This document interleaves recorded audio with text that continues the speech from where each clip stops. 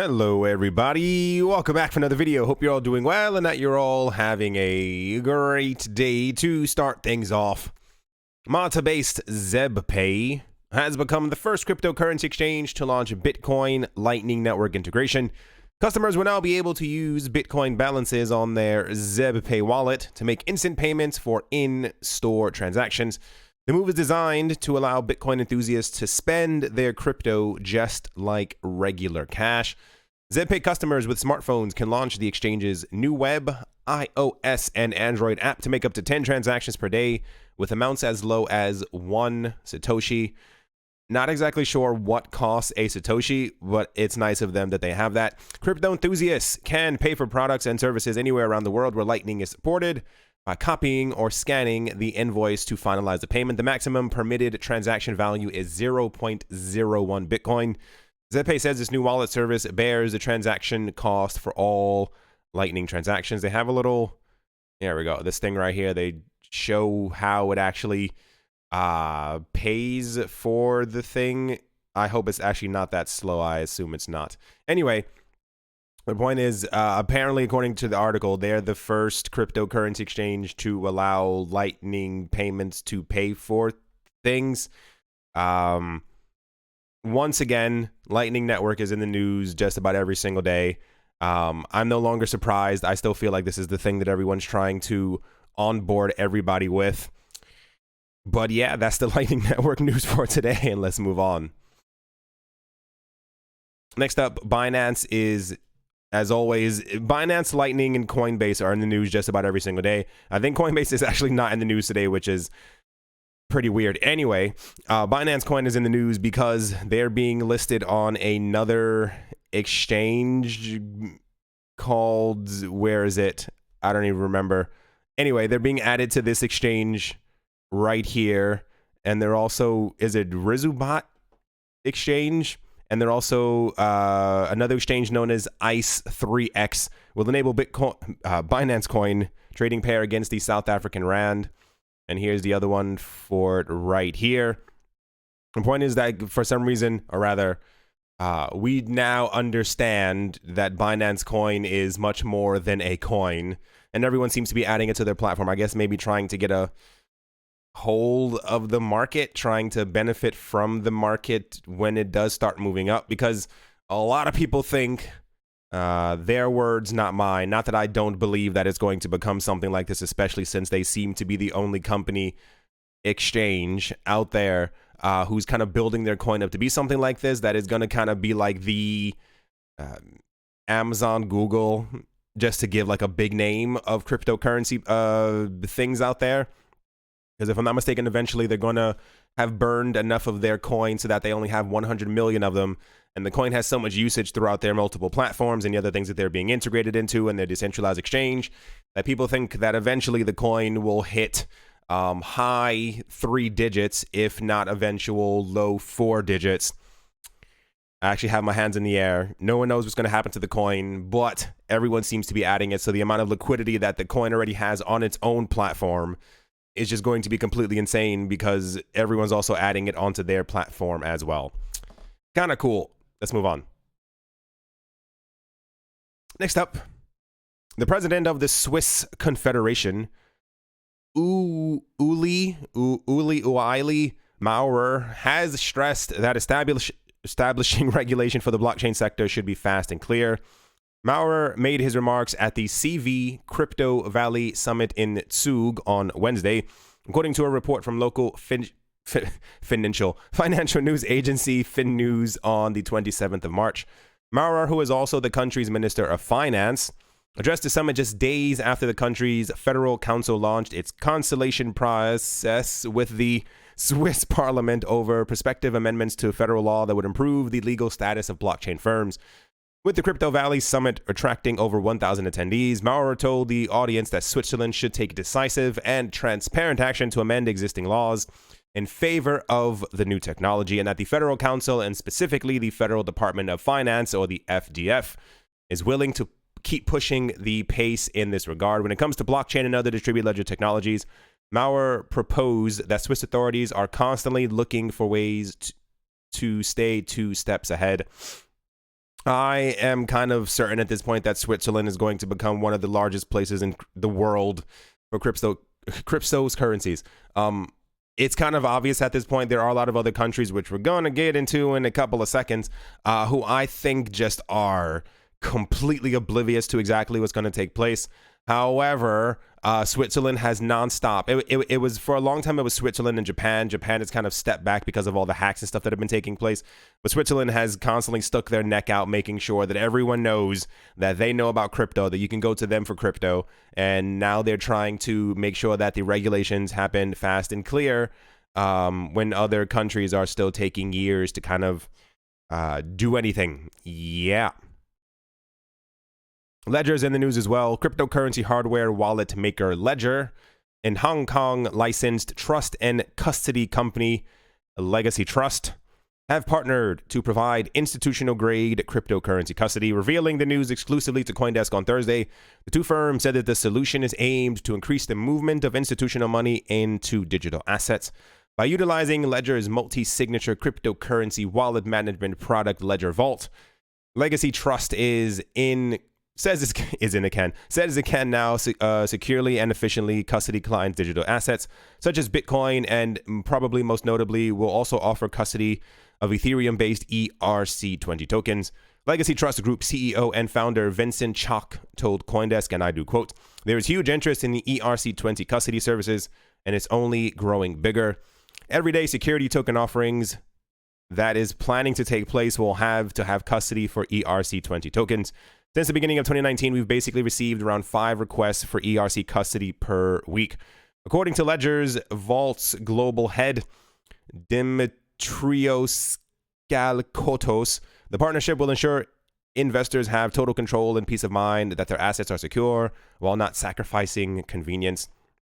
Just another, I always wonder, no, they don't. I was gonna say I always wonder if the institutional custody safes actually look like this. I'm pretty sure no one's just throwing crypto into a vault. Anyway, there's another large institutional custody thing for ERC20 tokens. This is ERC20 tokens and Bitcoin forks are a really big custody, not nightmare, but they're just kind of, everyone's trying to figure out how to get it exactly right. Ethereum has their standard for all the things that are built on top of Ethereum that are going to continue to be built on top of Ethereum. And also every single thing that kind of results from Bitcoin. People want to make sure that they are custodied should one of them become popular, or whatever the case might be for all the Bitcoin stuff. Anyway, let's move on. Probably we should have all seen this coming. At this point, it's kind of completely obvious.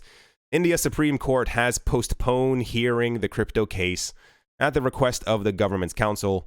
The court was expected to hear about the country's cryptocurrency regulation yesterday, but proceedings to address the banking ban by the central bank. However, the case has now been postponed. The Supreme Court of India was scheduled to hear the crypto case yesterday, after it gave the government 4 weeks to produce a report on the regulatory framework of cryptocurrency during the last hearing on the 25th of February. However, according to Twitter account Crypto Canoon, an Indian platform for blockchain and crypto regulation news and analysis, they said that the Supreme Court has adjourned the crypto versus RBI matter on the request of the government's counsel, matter fixed for final arguments in the second week of July on a non-miscellaneous or a regular day. I got excited because I thought that they would finally be able to do it. I don't know why I had any type of faith in that actually happening. We had news exactly 4 weeks ago that the Indian government pretty much had to put their foot down and say, you know what, this is it.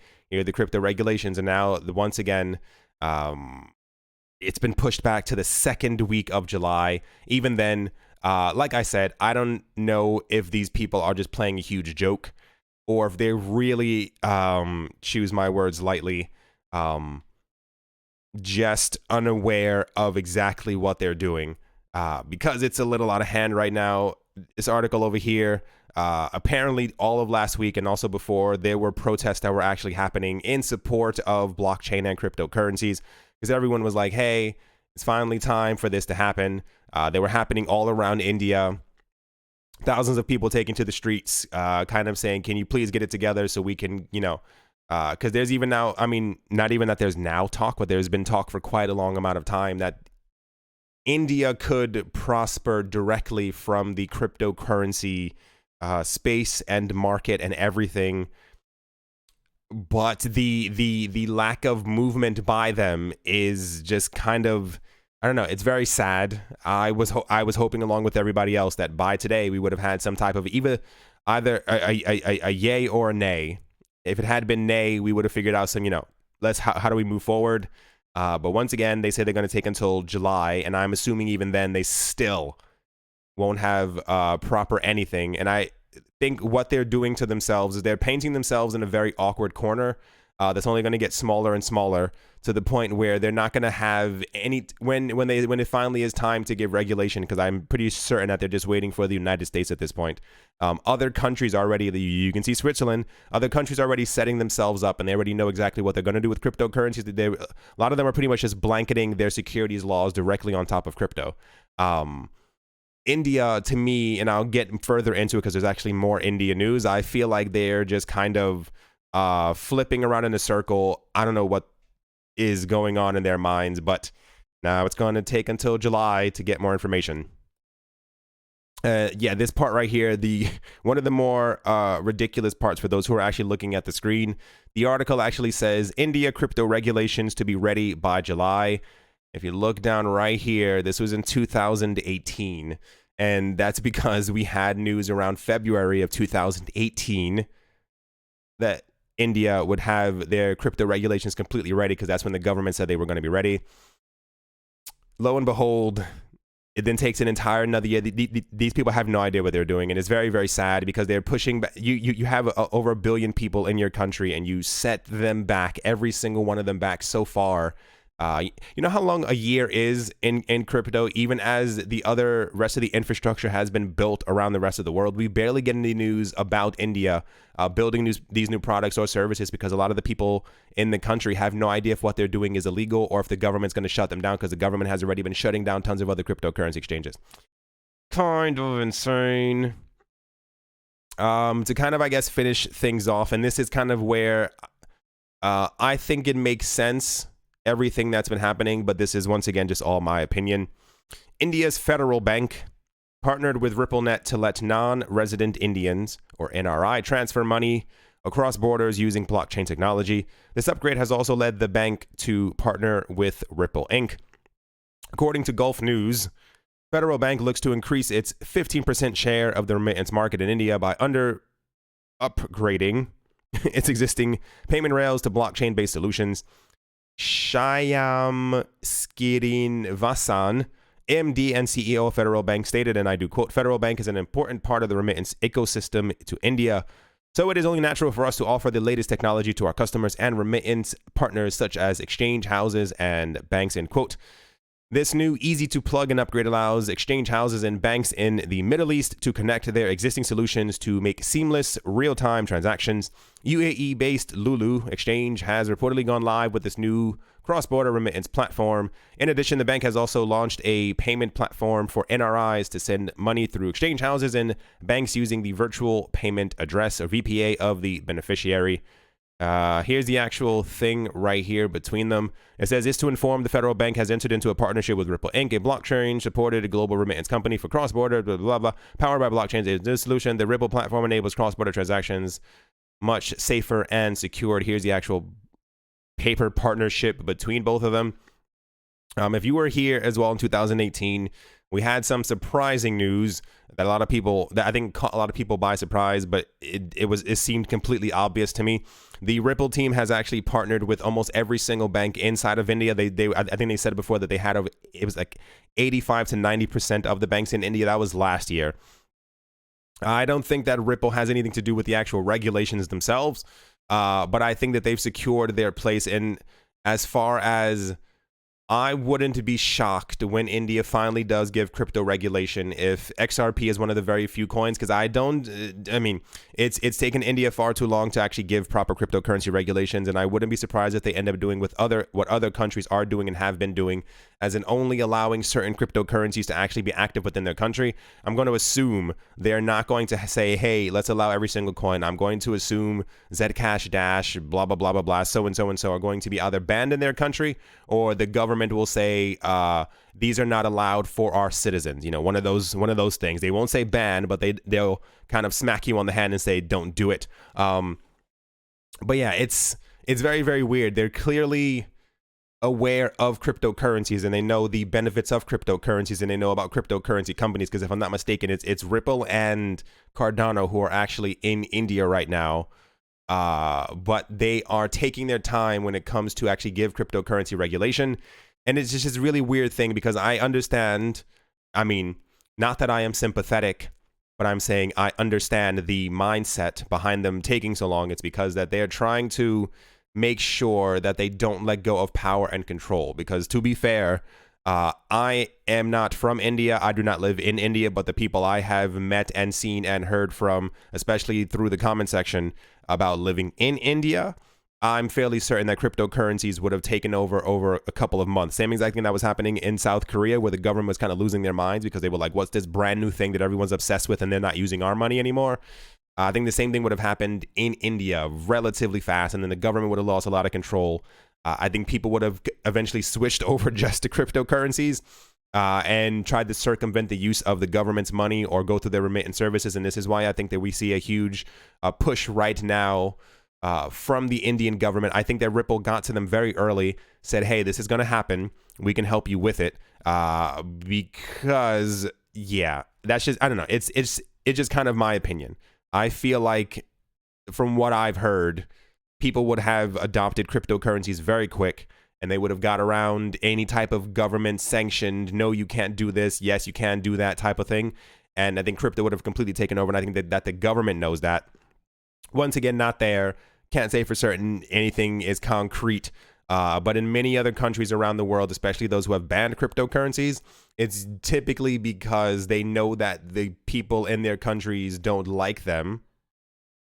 And they have banned cryptocurrencies because people probably would have completely used crypto as opposed to using the local currency, which would then have caused the economy to collapse. And then so and so and so and so and so and so and so.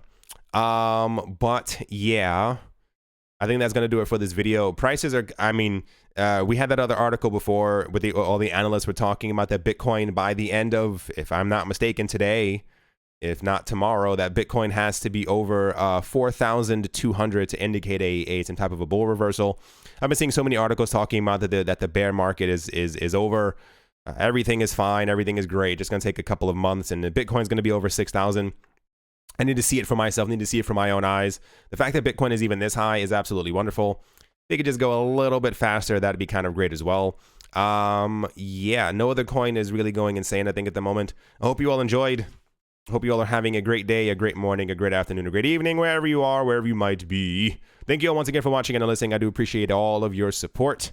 As always, a very special thank you to my Patreon supporters. They are Vlad the Impaler, Gilboa Snake, Rai, Brady Niels, L Doug, Arthur Yaku, Professor Wally from Gunbot University, Nick Mangialavodi, Travis Haynes, Yasha Harari, Anthony Charles, Nick Kanaya, singer-songwriter Mike Savitz, Wise Night Owl, Joey Carafa, Crypto Joe, Jim Gardner, Jared Schneider, Jeremy Fox, Amy, Starsheen, Richie Rich III, Jeffrey Ramsey, Cody, Cora Burchanoff, Paxis, Jeffrey Dam, Nicholas, One Earth, One Piece, One Love, Setsuna, Minting Coins, Crypnotic, RF Dusty, ShaolinFriedRice.com, and Crypto Artist, Coldy3D.com. Thank you all very, very much for your generosity. And yeah.